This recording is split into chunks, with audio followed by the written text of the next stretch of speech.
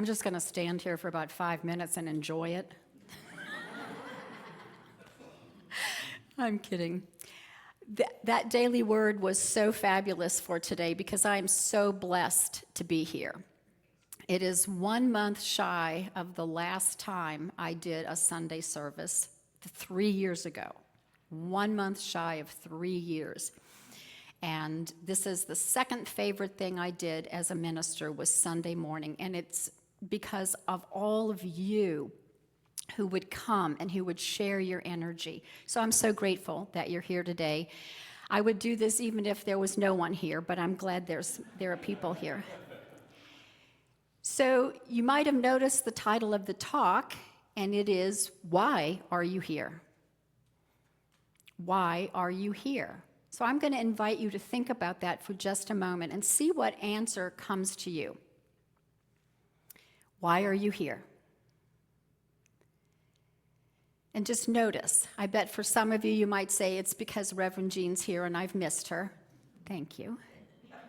Some of you have already figured out that's a bigger question than this present moment. That question itself has been with me since 1982. It appeared as a sign, literally a sign, that you could pull out of the Architectural Record magazine. And you could fold it so that it stood up and said, Why are you here? For almost 20 years, when I worked as a planner in Coeur d'Alene, Idaho, I had that sign just out of sight of the public, where I would see it every day. Why are you here? And it reminded me, first of all, that I was a public servant. That was my first answer to that question. I'm a public servant. I'm here to serve the public. And let me tell you, in 1981, Idaho was not really ready for planning and zoning. So it took a while to convince them. And so I wanted to make sure I had the attitude of a servant. Well, over the almost 20 years that I did that job, that answer changed from being a public servant to having a higher purpose than that. I wanted to be the only presence of Christ they met, if that was at all possible, if I was at all worthy of that. And from there, as my biography says, I went to ministerial school. So 1 year ago, Tulane School of Architecture, from which I graduated in 1975, held its 50th reunion.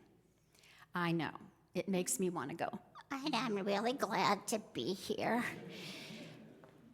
And we were asked to submit our biographies. What had we done? Now, the School of Architecture is a small school within a university. My class started off with 77 people in it, 7 women. At the end of that, there were about 32 of us who graduated. Only 3 of the original women were still there. I was there because I was stubborn. And we were asked to send in a biography to kind of encapsulate the last 50 years of our lives. Well, I encourage you all to do that. I started off writing down my personal biography, which included too many marriages to mention. And the many moves that I had, and none of it was clicking for me. And then other people started submitting their biographies. They looked like resumes for job interviews. They were filled with beautiful pictures of designs, buildings that they had designed. They'd actually been out in the field working as architects. They were 10, 20 pages long. I looked at that and I went, I can't compete with that. So I better look at this question I asked myself in 1982, why am I here? At the end of that about 500-word biography, it said, I'm still living into the answer to that question. And the answer is, I'm here to live up to the best that's within me. I am here to live up to the best that's within me. Now, because I'm a unity minister, I call the best within me the Christ.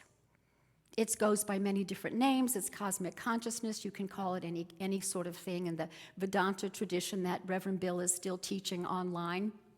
It's the Brahman, right? Okay. So it goes by many different names, but for me at the time, it was the Christ within me.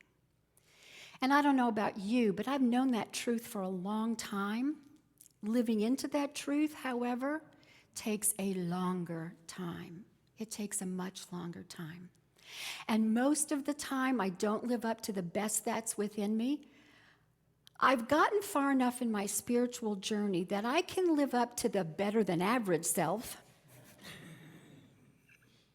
And I want you to think about that for a moment, because I'll bet most of you here, that's easy for you to do. You can live up to the better than average self. For me, I used to always talk about driving out to Unity East Side. That was where so many of my spiritual lessons came from. And some idiot would try to pass me on Buck Lake Road, right? And for years and years, all my better self could do was grab onto the steering wheel, refrain from honking the horn and giving that car a one-finger salute. That was my better than average self. At least I didn't let them know how I was feeling. Eventually, what happened was I got to the point where it doesn't bother me how other people drive. I stay calm. I stay centered. I'm like, yay! That's what we're after, isn't it? That's the best, that's really the best version of myself. So Eric Butterworth gave us a wonderful image when he talked about the Christ. He said most of the time, and you'll see from our old Unity songs, most of the time we talk about the Christ as if it were a raisin in a cinnamon roll. I have the Christ in me somewhere. Today it's in my left elbow. But what he really, but then, right? It's in there somewhere. If I could only just dig it out and be it, that would be awesome. But he said that's not the right image. The right image to have is that the Christ is in me like a wave is in the ocean. And just think about that just for a moment. The waves, right? They rise up and they recede, and they rise up and they recede. That's our many lifetimes. So right now we're a wave, but we're not separate from the ocean. And we think and talk and live in such degrees of separation. And it gets worse and worse as the days go on and the world loses sight of this fact. I think it's up to each one of us to remember that we are one. Our name Unity is one. It means one. It doesn't mean that I'm one. It means I'm one with you. You are not separate from me. You take an orange and you peel off all the skin of the orange. How many segments are in there? Those orange segments aren't fighting with each other, are they? No, they say, I'm one with the orange. They may say, please don't eat me. But it's one orange. That is the truth of us. We are one human family. And I can tell you, the growing edge for most of us will be remembering that no matter what is happening out in the world, no matter what is happening out in the world that makes the world want to look like we are separate. And there's a lot of it. Thank you. We are so blessed by the amount of lessons we can learn on any given day. We are so blessed and so grateful that you get that. So you're already that consciousness out in the world. This is fabulous. And I believe in ministry in the marketplace. I have, in my own mind, decided that, first of all, I hate grocery shopping. Oh, and after 50 years of avoiding it, I am now a housewife. And so I do all of those housewifey things. I do all the grocery shopping. And the only way I get through grocery shopping is by living this new goal that I have, this new mantra that I have. It's make a connection. Make a connection with someone. And it's so often that I make a connection with someone who's not of the same race, creed, color, blah, blah, blah, blah, blah, all of that stuff. Don't even let that stop me. The other day I was in McDonald's because my daughter wanted something to eat from there. And I walked in and there was a woman standing there, and I asked her, was she in line? And what she said was, "I'm waiting for my order." That's what I heard her say. So when the other people left, I stepped up and I realized she said, "Oh no, I was waiting to order." And I said, "Oh my gosh, I'm so sorry. And I didn't mean to do that." And I said, "I would never have gotten in front of you." Well, that woman and I had the most fabulous conversation after that about how you treat people and how important it is to make that connection. Don't just say "I'm sorry" and walk away, but to make that connection. I have no idea what her name is, but it fills me. I can only do that when I remember that I have the name of Jean. That's my human self. That's how I identify out in the world. But who I really am is I am the Christ. And I'm not just the Christ in expression. I really am the Christ. And that's why I brought with me a little exercise. There's a strip in your programs. On one side it says, "I am the Christ." On the other side it says, "I am." You're supposed to write your name in there, and you don't have to do it now, but I invite you to take it home. For years, I thought of this as a circle where "I am Jean" is on the outside. I'm showing up as Jean. I look like Jean. I sound like Jean. Unfortunately, I act like Jean. But on the inside, I am the Christ. See, I am the Christ on the inside. Then I thought for a long time, okay, I'm going to reverse that. I'm going to be the Christ on the outside. I know I'm Jean on the inside, but I'm going to be the Christ on the outside. That's how I want to show up. And then I realized that's not what this strip is supposed to be. If you know what a Mobius strip is, that's what you're supposed to do with this strip.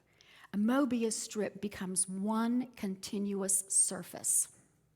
There is no separation between inside and outside. There is no inside and outside. It is one. I am Jean, I am the Christ. I am the Christ, I am Jean. So this is the exercise I would like you to do. I want you to, at this moment, affirm with me your name and then "I am the Christ." So we're going to start with our own names, and then we're going to go right into "I am the Christ."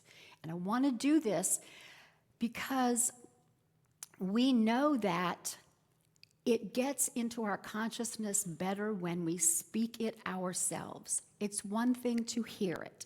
It's another thing to speak it. And to speak it in a room full of people raises the consciousness of this moment. So we're all going to get like a double dose of this because we're here doing it together. So are you ready? I am Jean. I am the Christ. Let's do it again. I am Jean. I am the Christ. How does that feel? Can you feel that? Can you feel that? And then the next thing I'm going to ask you to do is, I hope you have a spiritual communion, a spiritual community where you can actually practice this, where you have people who will remind you. And don't do it in a judgmental way, because judgmental, that would be mini-me. That would be me being just plain old Jean without any consciousness. That would be me reminding, "I thought you said you were gonna." We don't do that, right? We silently hold that for them. We silently hold that. You know, I was worried when I stopped working in the church that my spiritual growth was going to suddenly come to an end. And then I discovered I had to live with my family.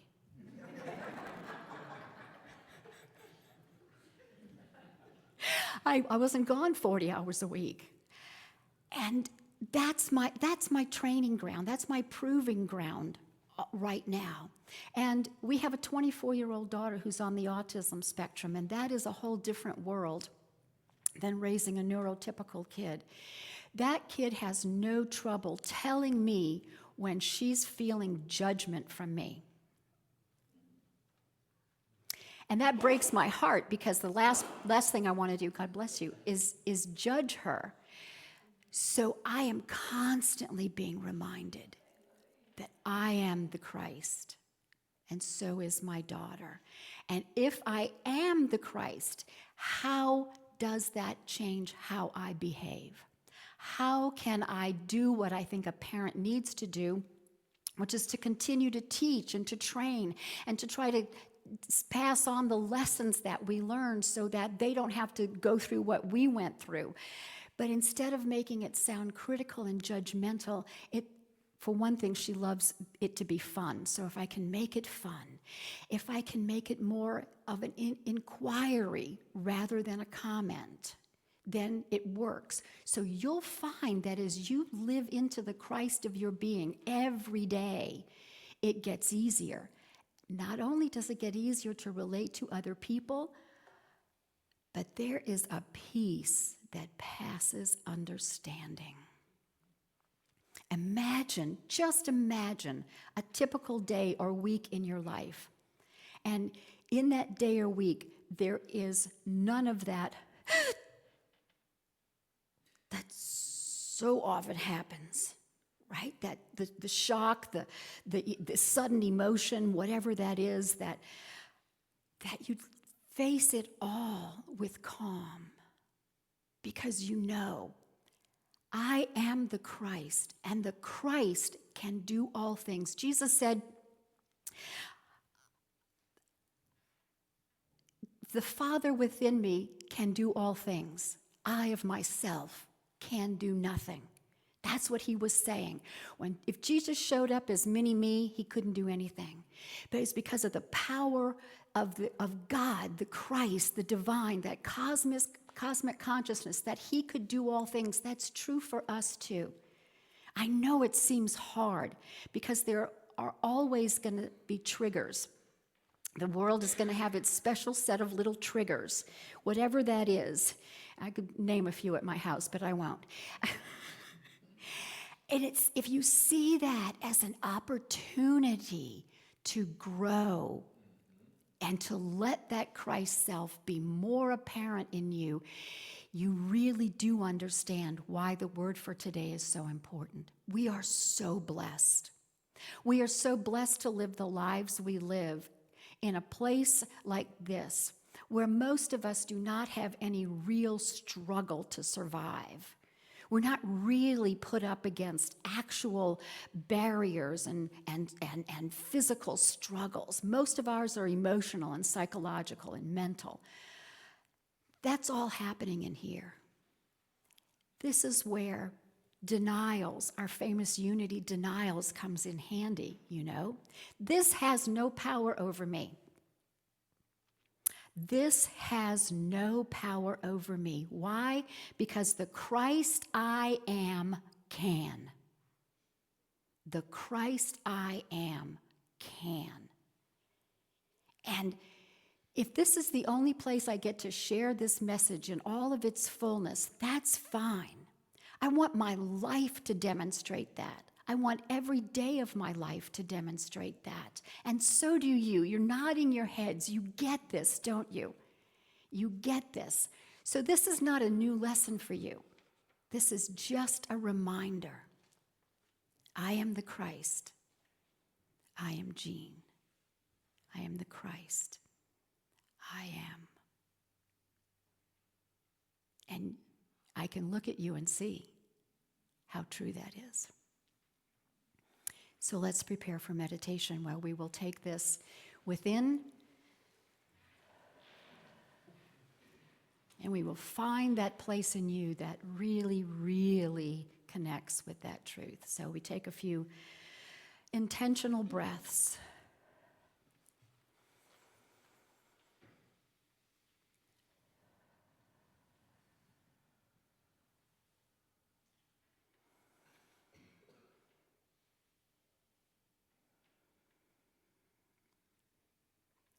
and notice how the energy has already settled within you. That's awareness. You are now aware. You have awakened that awareness within you, but that awareness is always there.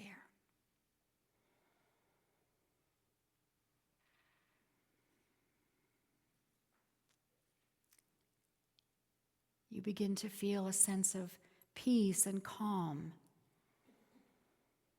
Perhaps your breathing slows down. You relax more deeply into the chair.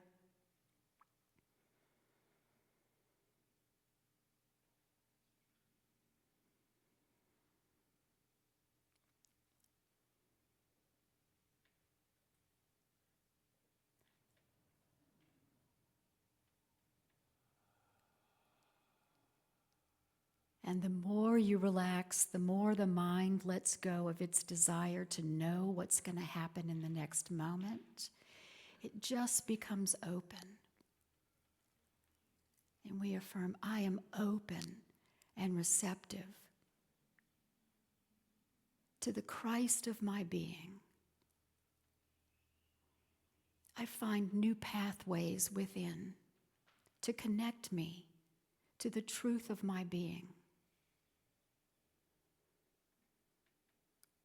If I have areas in my life with which I struggle, times that I habitually forget the truth of my being, I call them now into this sacred space within my heart, within my mind, and I say, I am willing to release that which does not serve the Christ of my being.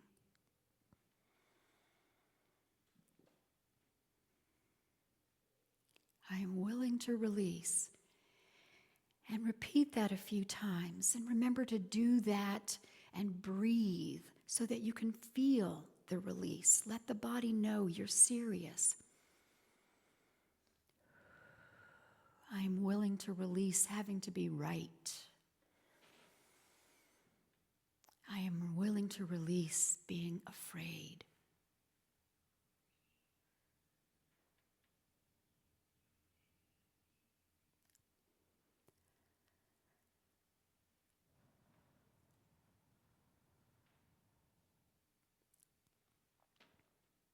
And because I am so dedicated to living as the Christ I am, I now invite myself to look, to be open and ready to find places I don't even know where I don't believe it.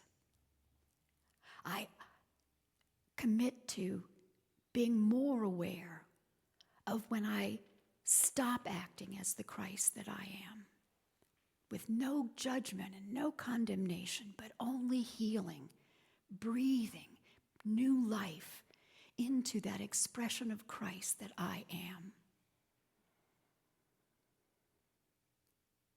And I feel it. I feel that seed planted.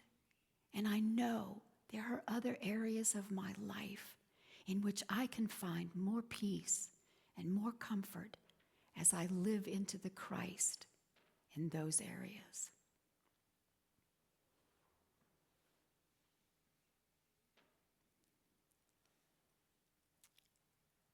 And in this moment, I affirm, I am so grateful and so blessed to be the Christ I am. And I look forward to continuing to grow and express more of that Christ in every moment. And so it is. So take your time, and when you're ready, come back to this amazing physical body and this time and this place. And so it is. Light of God surrounds us.